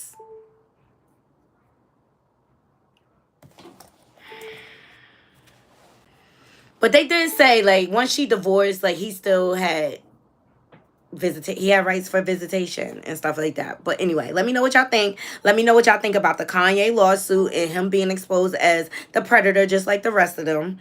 Let me know what y'all think about Tia Kemp versus Tasha K, because I want to see that interview, child. I want to see it in its entirety. I think it's going to be entertaining. Let me know what y'all think about Tiana Taylor versus Kayla Nicole. I think Kayla Nicole was trying to go viral, and she knew if she brought up those two, she would, okay? And I think Tiana, by her responding, gave her the attention that she wanted. Bottom line, all right? I appreciate you all. Love you all. Please thumbs up the video. And if you're not subscribed, please subscribe and share this video out. Hope you all have a beautiful, beautiful, blessed evening. Until next time, Knotty Crew, I'm out. One.